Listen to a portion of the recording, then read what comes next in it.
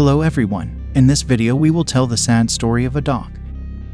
His owner took him to the forest, chained him to a tree and left him among wolves. Unfortunately, there are people who adopt animals and abandon them. Here is the story. A man was given a sheepdog puppy as a gift. He took care of the dog at home and took it for walks in his apartment garden.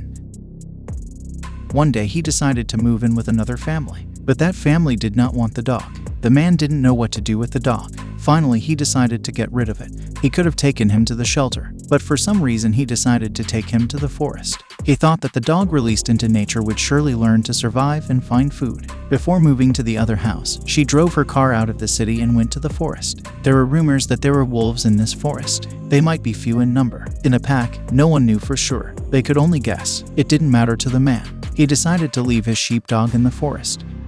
He left the dog with some food before leaving him. The saddest part was that the dog waited for its owner for hours, tied to a tree. 2 days passed and the owner went to see how the dog was doing. He was not at ease. Perhaps he realized that it was wrong to leave his dog alone in the forest. He found nothing where he had tied the dog.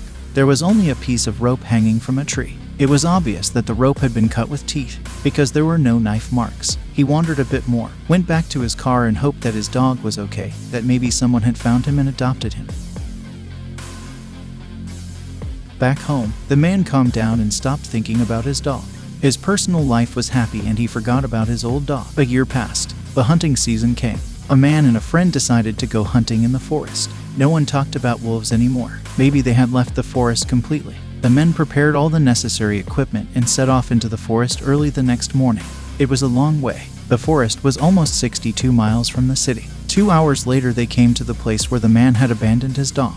But the man did not remember this place. All his thoughts were on the hunt, and he was sure the dog had found a new owner. The other man was an experienced hunter. He was the guide. He knew the habits of animals well, so he easily recognized the tracks of a wild boar. It could even have been a family of boars, judging by the tracks. Neither of them realized how many hours had passed as they drove deeper into the forest. They wanted to shoot at least one boar that day, and they were in a hurry to achieve this goal.